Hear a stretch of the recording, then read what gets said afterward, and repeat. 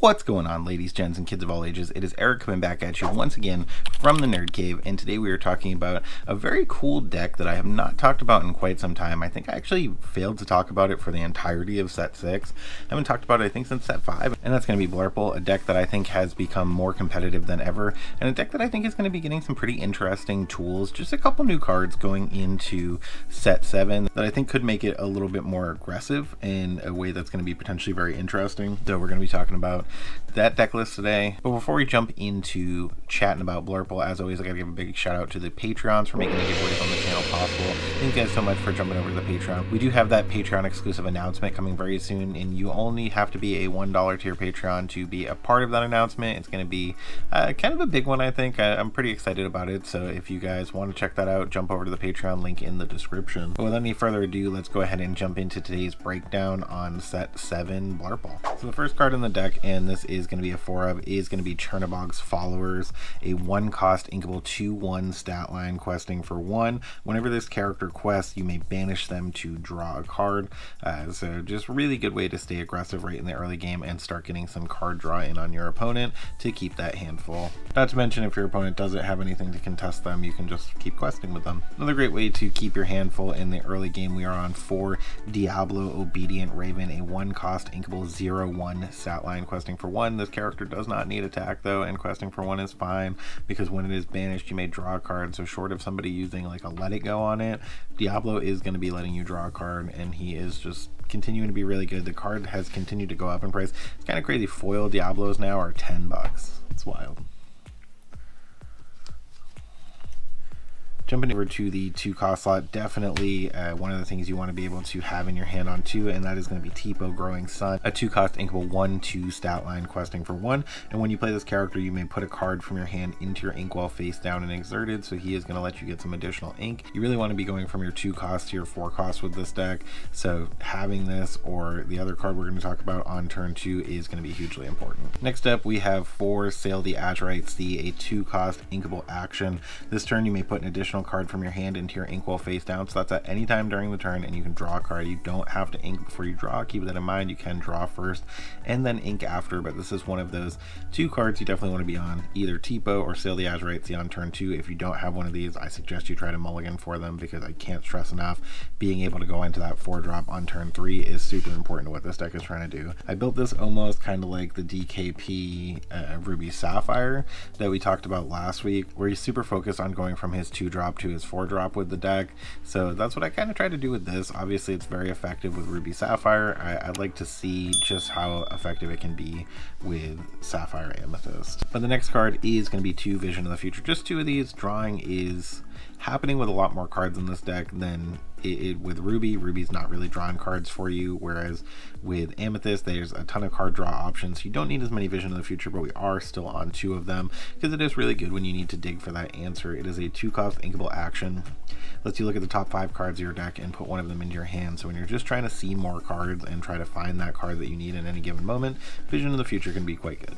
And the last card in the 2-cost slot, we have Honey Maiden, a 2-cost inkable 2/2 stat line questing for 1. And when you play this character, if an opponent has an exerted character, gain 1 lore. So it costs even less than that White Rose that we saw become a bit of a disruptor in the early days of the set.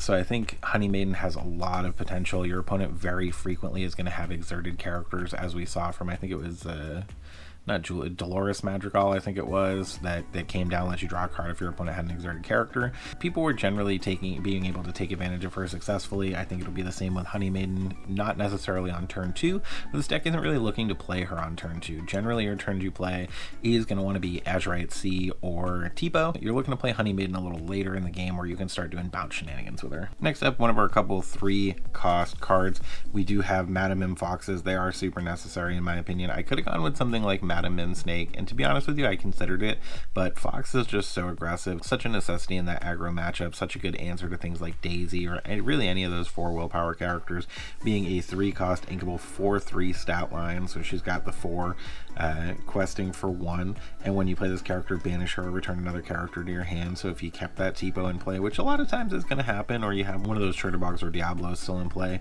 you got a potential bounce target for that Madam M Fox. A lot of times they'll leave those Diablos alone because they don't want to to give you that additional card draw, so they may get a couple quests in and be able to kind of hang around for that fox to bounce back. And she does have rush, so again, she's going to come out and just wipe a daisy right off the board. Also in the 3-cost slot, we are on 2 Merlin Crabs, still a card that's very good. Some of these blue characters are weaker. You look at characters like Tipo, who has only 1 strength, or characters like Diablo, who has 0 strength, and Merlin Crab really shows where it is going to be quite useful as a 3-cost inkable 3/3 stat line questing for 1, and when you play this character and when he leaves play, he's going to give something challenger +3. So there's a lot of instances where you can play him on 3, give something challenger +3, take a favorable challenge in, and then going into that next turn you can challenge something that's going to trade with him, maybe like a Smee. Once he's banished, you can power something else up and wipe out a big threat on the board. So Crab is still really good. We are on 2 library, a gift for Belle, a 3-cost inkable location, 1 to move in, 8 willpower, netting you 1 passive lore at the beginning of each turn. And whenever a character is banished while here, you may draw a card. Like you've heard me say in other videos where I've talked about the library, fantastic in combination with cards like Chernobog's Followers that you can go ahead and banish in real time to draw additional cards, or just really with anything that lets you draw cards, potentially letting you draw 2 can be really good. Or when you have control of the board, you're putting more pressure on your opponent and they're really having to deal with your characters and potentially let your library live, you're going to be able to draw a lot of cards that way as well. And keep in mind you have access to play lines with this deck, like turn 1 Chernobog, turn 2 Tipo, turn 3 library, and move Chernobog in, quest, and banish him, which is fantastic going into that turn 3. Start refilling your hand right away. The library is still absolutely one of the best locations of the game in my opinion. Last card in the 3-drop slot, we are on 3 Friends on the Other Side, a 3-cost inkable action song. Plain and simple, lets you draw 2 cards. We didn't feel like we necessarily needed more than 3 of these, but having some of these in there for that extra draw power in those moments where you need it is super worthwhile, especially since you can sing it with some of those 3-cost characters that are only questing for 1 anyway, so singing it with them isn't so terrible. Even some of your 4-cost characters like Merlin Goat are going to be a very viable option to sing something like Friends on the Other Side. Merlin Goat, of course, is a card that a lot of people know as a 4-cost inkable character, 4/3 stat line questing for 1. When you play it and when it leaves play, you're going to gain 1 lore, which is huge. Being able to gain that additional lore is awesome anytime you can do it. So Merlin Goat, still fantastic. Also in the 4-cost slot, just to try to be extra aggressive where we can, we are on 4 Genie Wish Fulfilled, a 4-cost uninkable 2/4 stat line questing for 2 with evasive, so things like Brawl are going to kill it. Obviously Along Came Zeus is going to deal with it, but both of those decks are going to struggle to deal with it outside of those couple answers that they do have, so it still can be very good. And with Tipo, you can potentially ink it, so if you're in that Ruby matchup, you're really worried about those Brawls being unfavorable to you, you can use those Tipos to ink the Genies, so keep that in mind. He is a 2/4 stat line questing for 2, evasive, and when you play this character you're going to draw cards, so it's just going to be some of that added card draw we were talking about before. While we're on the topic of additional card draw, we are also on 3 Merlin Rabbits, a 4-cost uninkable 2/4 stat line questing for 1. When you play this character and when he leaves play, you may draw cards when he's coming in, and when he's leaving you're drawing off of him, and you have those bounce shenanigans that you can potentially take advantage of to get some additional card draw off of that rabbit. And you're playing those on 3, keep that in mind. Those 4 costs on 3 is where you're trying to be, so those rabbits and those goats are going to be a great option to sing How Far I'll Go and just continue to ramp and really get ahead of your opponent and ink early in the game. How Far I'll Go is a 4-cost uninkable action song. Look at the top 2 cards of your deck, put one of them into your hand and one of them into your inkwell face down and exerted. So just additional ink ramp that's really going to get you to where you need to be early in the game. Next up, still in the 4-cost slot, we're on 2 McDuck Manors, a 4-cost inkable location this time.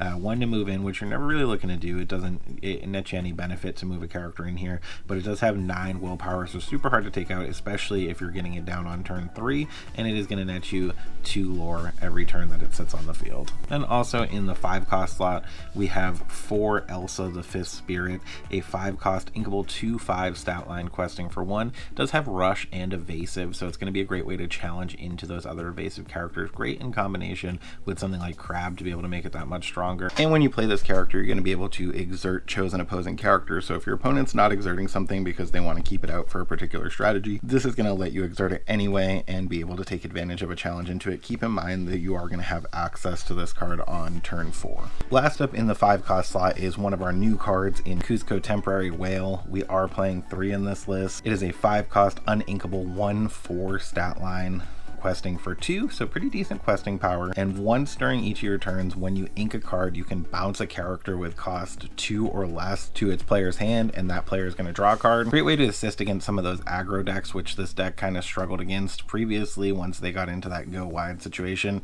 But moreover, it's going to be really good to take advantage of for yourself with a couple different things. You can do it with Tipo to get him out again, ink additional cards if you need to do that, or just send him back to your hand and ink him if after he's quested, since he's probably going to get banished anyway. And moreover, to bounce those Honey Maidens back to your hand. Honey Maiden, of course, is going to get you an additional lore every time it comes into play while your opponent has an exerted character. Even if they don't have an exerted character, you can start to take advantage of things like Elsa to exert their characters and then play Honey Maiden to get the lore. Next turn you quest in with her, bounce her back to your hand again with Kuzco. Unless your opponent has the direct removal for it, they're gonna have to just let you sit there and kind of gain lore with that combo, which I think can be pretty interesting. And jumping over to the 7 cost slot, we are on 1 Madam Mim Purple Dragon, a 7 cost inkable 5/7 stat line questing for 4 with evasive. Deals with pretty much every evasive threat when it comes to challenging in. So if you're in a position where you just need to start wiping out evasive threats, go ahead and develop this Madam Mim, get some cards back in your hand. And she can also quest for quite a bit, which is pretty nutty. When you play her, of course, you're going to have to bounce 2 characters back to your hand or banish her, but I still think she has super potential to be taken advantage of. I didn't think it warranted playing more than 1, but as a one of, I think Madam Mim is very good. And the last card in the deck, a Blurple staple in my opinion, we are on 3 Elsa Spirit of Winter, a 8 cost uninkable 4/6 stat line questing for 3, shifting for 6, and when you play this character, exert up to 2 chosen characters they can't ready at the start of their next turn. So it's going to let you kind of start locking down your opponent's board, and then you can bounce her back to your hand with Fox. Keep in mind with Blurple, you are going to be able to get access to that small Elsa on turn 4, which means you potentially have access to this Elsa on turn 5, so very early in the game to be able to start locking stuff down, and then you can do that bounce Fox shenanigans and then challenge stuff out with Fox, take it out with your other characters, and then return more stuff to your hand with those Mim Purple Dragons. So I think it's a super fun deck to play, and I think Kuzco and Honey Maiden have just made it all that much more aggressive, have made it have a chance to gain a little more uninteractable lore, which has been the big thing that's made Ruby Sapphire so good. So we'll see how it affects Blurple in the coming set, if it becomes more of a viable competitive tournament level deck. I really hope it does. I'm enjoying the deck a lot, but what are your thoughts in the comments below? Remember to like if you're enjoying these videos. It helps us to get recommended to people like you who may also enjoy these videos. And when you see those toys, video games, and fancy Elsas off in the distance, remember, it is not a mirage. You guys have a great day.